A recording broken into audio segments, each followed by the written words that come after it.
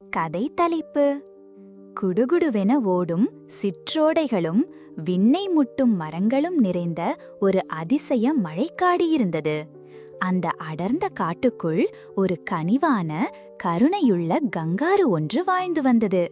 அந்த கங்காருவிற்கு அனைவர் மீதும், குறிப்பாக சிறிய உயிரினங்கள் மீதும் அளவிலாத அன்பு உண்டு. யாருக்கு எந்த உதவி தேவையென்றாலும் முதலில் ஓடி வந்து உதவுவது அந்த கங்காருவான். அந்த காட்டின் பெருமை இரவில் ஒளிரும் ஆயிரம் மின்மினி பூச்சிகள்தான். அவை வானத்தில் சிதறிய நட்சத்திரங்களைப் போல காடு முழுவதும் வண்ண வண்ண ஒளிகளை பரப்பி இரவு நேரத்தை கூட பகல் போல் பிரகாசமாக்கும். ஆஹா, என்ன ஒரு அழகு என்று ஒவ்வொரு நாளும் மற்ற விலங்குகள் வியக்கும். மின்மினி பூச்சிகளின் சிரிப்பொளி, அவற்றின் அங்கும் இங்கும் பறக்கும் அசைவுகள் காட்டின் இரவுக்கு ஒருவித மாயாஜாலத்தை பூசும். ஒரு நாள் மாலை வழக்கத்திற்கு மாறாக காடு இருண்டு கிடந்தது. மின்மினிகள் இல்லை, எங்கும் ஒரே நிசப்தம். வழக்கமான சிரிப்பொலிகளும் ஒலிகளும் இல்லாமல் காடே சோகமாய் பயமாயிருந்தது. இது என்ன? மின்மினிகள் எங்கே போயின என்று கங்காருவின் மனம் படபடவென துடித்தது. ஒரு சிறிய வண்ணத்து பூச்சி வந்து கண்ணீருடன், பெரிய காற்று வந்துவிட்டது, அவை ஒரு முள் நிறைந்த புதரில் சிக்கிக் கொண்டன, எங்களால் காப்பாற்ற முடியவில்லை என்று சொன்னது. கங்காருவின் இதயம் கனத்தது. அவற்றை நான் காப்பாற்றியே தீருவேன் என்று உறுதியுடன் சொன்னது. அதன் கண்களில் ஒருவித தீர்க்கமான உறுதி தெரிந்தது. இது ஒரு பெரிய சாகசமாக மாறப்போகிறது என்று அது அறிந்திருந்தது. காட்டின் ஆழமான, மர்மமான பகுதிக்கு அது பயணப்பட்டது. இருண்ட பாதைகள், விசித்திரமான மரங்கள், அடையாளம் தெரியாத ஒலிகள். ஒருவேளை ஒரு காட்டுநரி பதுங்கியிருக்கலாம், அல்லது ஒரு பெரிய பாம்பு சீறலாம் என்ற பயம் ஒருபுறம் இருந்தாலும், மின்மினிகளை விடுவிக்க வேண்டும் என்ற ஆசை அதை உந்தி தள்ளியது. திடீரென்று ஒரு முனகல் சத்தம். ஐயோ என்று ஒரு மெல்லிய குரல். கங்காரு நின்று உற்று பார்த்தது. அருகில் ஒரு பெரிய பாறை இருந்தது. அங்கே ஒரு சிறிய குட்டி குரங்கு அதன் கால் ஒரு பாறை இடுக்கில் சிக்கி வலியால் துடித்துக் கொண்டிருந்தது. அந்த குரங்கின் கண்களில் பயமும் வலியும் அப்பிக் கிடந்தன.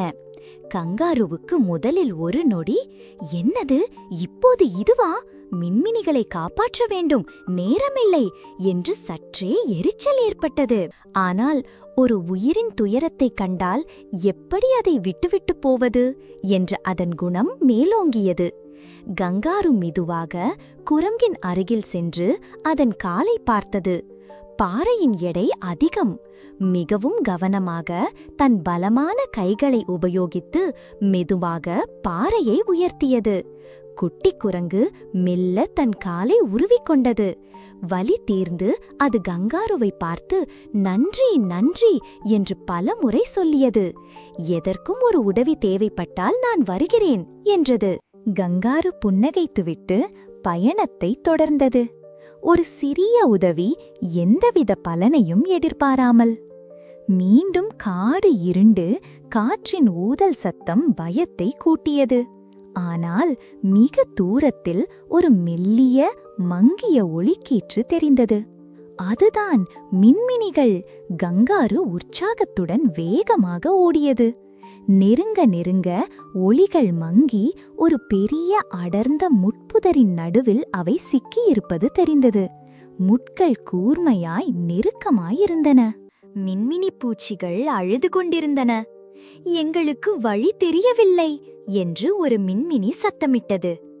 கங்காருவின் இதயம் வருந்தியது. எப்படி உள்ளே நுழைவது? இந்த முட்கள் அதன் மென்மையான தோலை காயப்படுத்திவிடுமே. அதை யோசித்தது. பிறகு ஒரு நீளமான, உறுதியான கிளையை கண்டது. ஆஹா, அது ஒரு திட்டம்!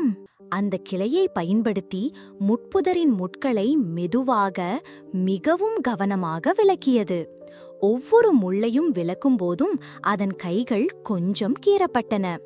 வலி இருந்தாலும் அது விடாமுயற்சியுடன் வேலை செய்தது. கடைசியாக ஒரு பெரிய ஓட்டை ஏற்பட்டது. மின்மினி பூச்சிகள் ஒன்றன் பின் ஒன்றாக அந்த ஓட்டை வழியாக வெளியே பறந்து வந்தன. நாங்கள் சுதந்திரமாகிவிட்டோம் என்று அவை மகிழ்ச்சியில் துள்ளி குதித்தன. ஒரே நொடியில் இருண்ட காடு பிரகாசமான வண்ண விளக்குகளால் நிரம்பியது. மின்னும் மின்மினிகள் வானில் நடனமாடின. வாவ், இது ஒரு அதிசயம் என்று காட்டுக்குள் இருந்த மரங்களும் செடிகளும் கூட சிலிர்த்தன. மின்மினி பூச்சிகள் கங்காருவை சுற்றி சுற்றி வந்து அதன் மீது அமர்ந்து எங்கள் உயிரை காப்பாற்றினாய் என்று நன்றி சொன்னது. கங்காருவின் மனம் அளவில்லாத மகிழ்ச்சியால் நிறைந்தது. அதன் இதயம் சந்தோஷத்தில் பூரித்தது. காடு முழுவதும் சந்தோஷ கொண்டாட்டம் துவங்கியது. மற்ற விலங்குகளும் வந்து கங்காருவை பாராட்டின. அன்றிரவு அந்த காட்டுக்கு ஒரு சிறப்பு வாய்ந்த இரவு. கங்காரு அமைதியாக அமர்ந்து காட்டின் வெளிச்சத்தை கண்டது. அப்போது ஒரு எண்ணம் அதன் மனதில் தோன்றியது. நாம் என்று செய்த சிறு உதவிதான் இந்த மகிழ்ச்சிக்கு காரணம். நாம் எப்படி நடத்தப்பட விரும்புகிறோமோ அப்படியே பிறரை நடத்த வேண்டும்.